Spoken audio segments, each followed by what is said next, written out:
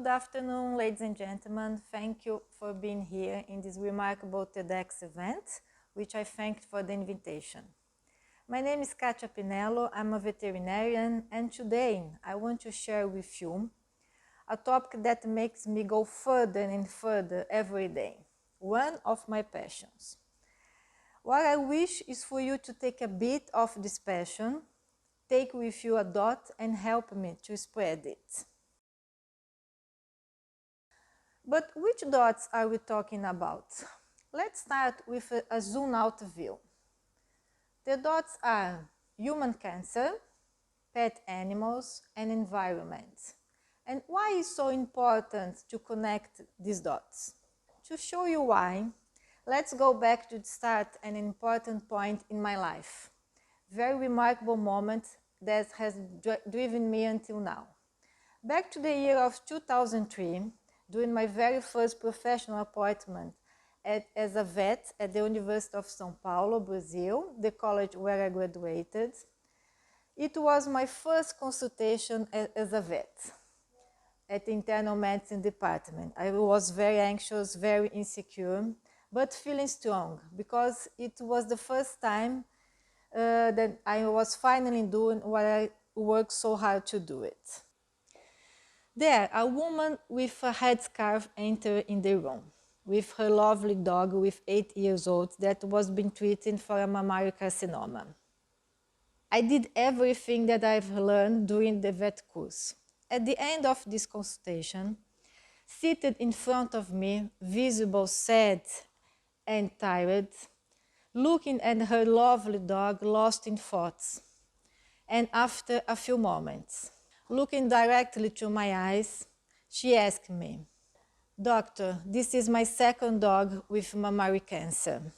And now, I myself have been also diagnosed with a breast cancer. Could these tumors in my dogs have been a warning sign for me? Are they telling something, doctor?" Do you know this feeling that we see in movies, the moment that a lot of things pass through our minds? It blew my mind. It was like something had come to light in my way. Unfortunately, I can't answer you yet, I answered her. But I thought to myself and said, but someday I will. I can still remember the very strong feeling that filled my chest, but only now I can explain it. During the preparation of this presentation, I could connect my dots, as Steve Jobs said in her famous presentation about life dots. Very recently, I found a name for this, Ikigai. According to the Japanese philosophy, is our purpose in life, the reason to get up in the morning. This is how I proceed my Ikigai, try to find the dots and what they can mean when they are observed together. So, since that day, I have been working hard and hard on my Ikigai. So, I took part in the creation of Veterinary Oncology Brazilian Association. We organized the first Veterinary Oncology course at the University of São Paulo. Walking and believing was and is my motto. I did a master in experimental oncology. Then I pursued my Ph.D. at the School of Medicine and Biomedical Science at the University of Porto. My research would focus on connecting the dots between non-Hodgkin lymphomas in dogs, humans, in Porto and São Paulo, with an emphasis on investigating environmental differences. Here I came across the concept of One Health, which states that the health of humans, animals, and the environment are three dots that are profoundly connected. So that's it, one health, one oncology. Stronger, I kept walking and I did my postdoc in animal cancer epidemiology. And very recently, I did a specialization course in data science and artificial intelligence to be able to better manage the dots. So let's talk about these major dots. Cancer in humans. Cancer is, so far, the second lead cause of death, killing each year more than 10 million people worldwide. However, it's important to note that more than 70% of the cases are caused by avoidable risk factors. It means that if we remove or modify the risk, the cancer can be prevented. Pet animals. Pet animals are increasingly considered as family members, as I think you all know. The rising role is evidenced by the growing prevalence of pet ownership. In Europe, there are about 340 million pets. This is huge.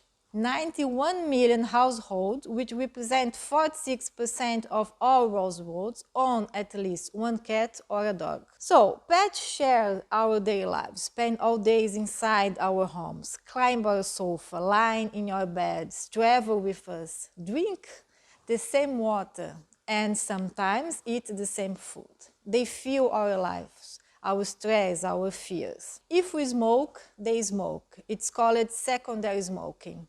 And more, they are exposed as our children to the tertiary smoking, the toxic substance that remains in the sofa, curtains, rugs, and also pets' hair. Pets develop cancer as in humans.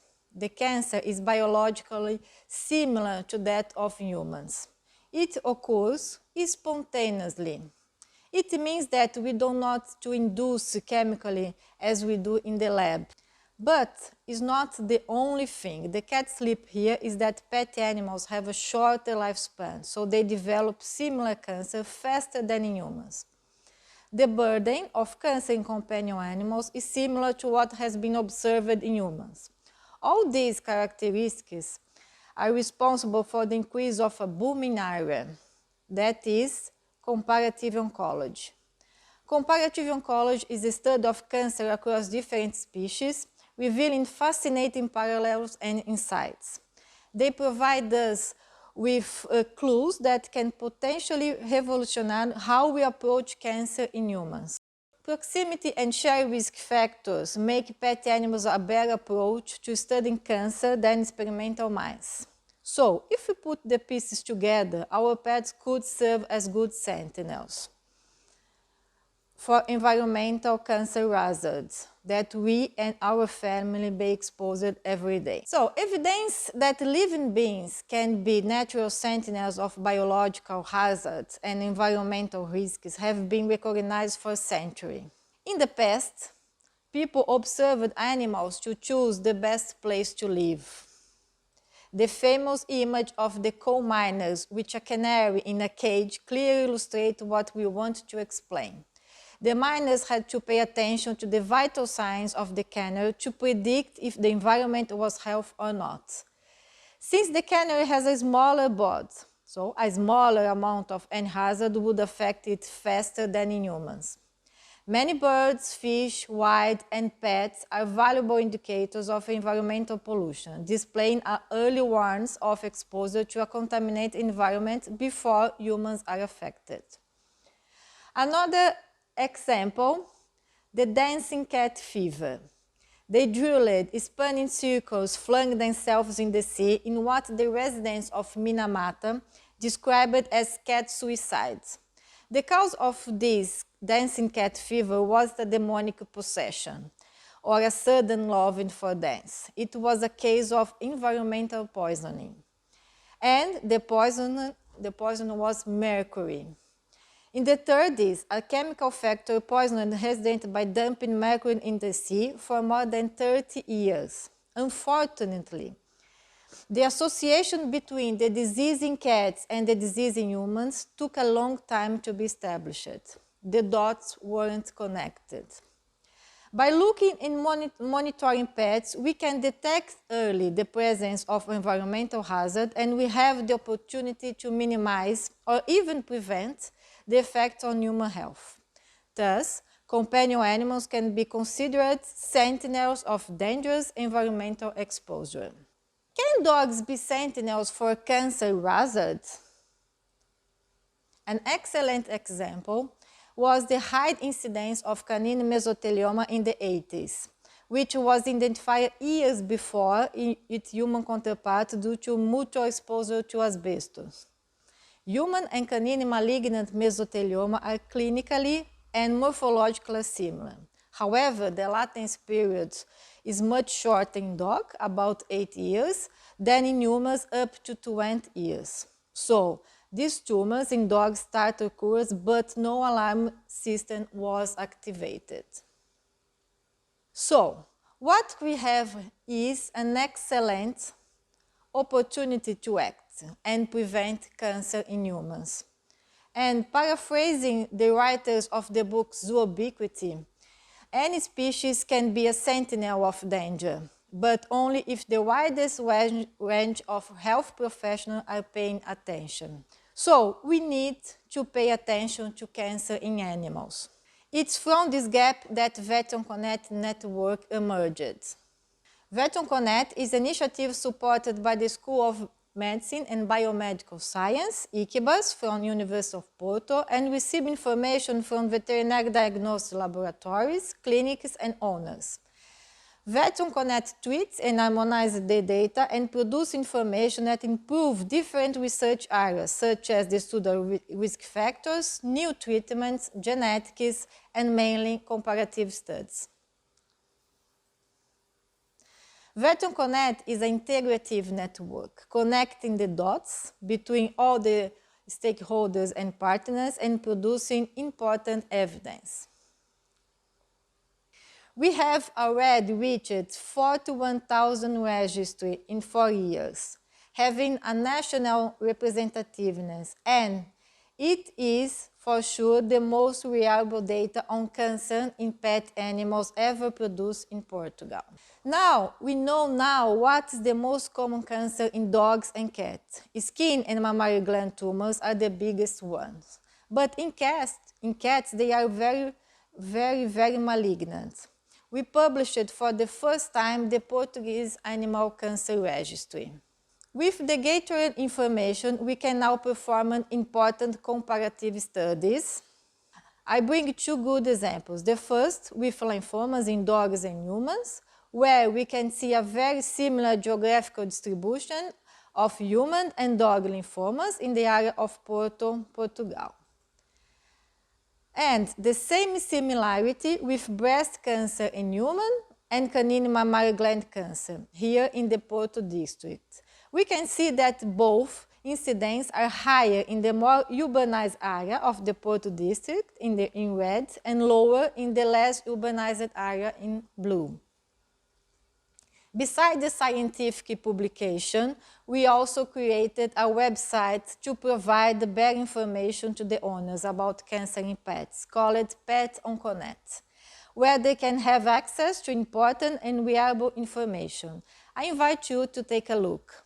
And if you have a pet, you can be a part of our network and provide valuable information by answering our questionnaire.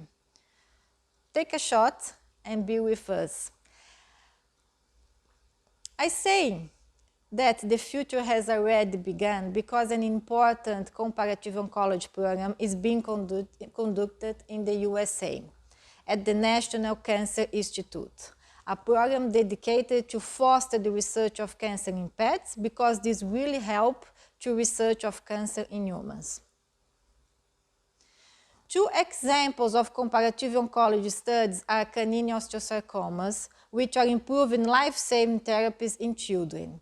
And why it's so important? Clinical trials to discover new treatments for cancer in children are very complex for a variety of reasons. The study of new therapies for osteosarcoma in dogs has brought new hope for the treatment of children and adolescents with the aggressive cancer.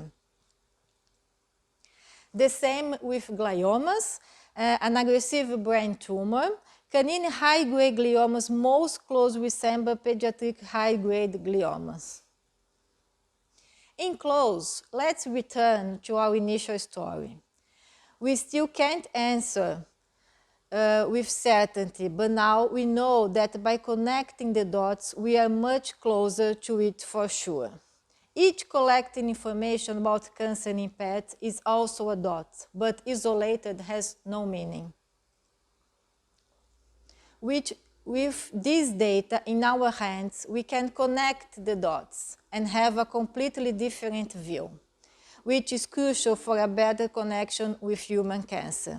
So, this is my Ikigai. Thank you for being here and feel free to contact me if you wish.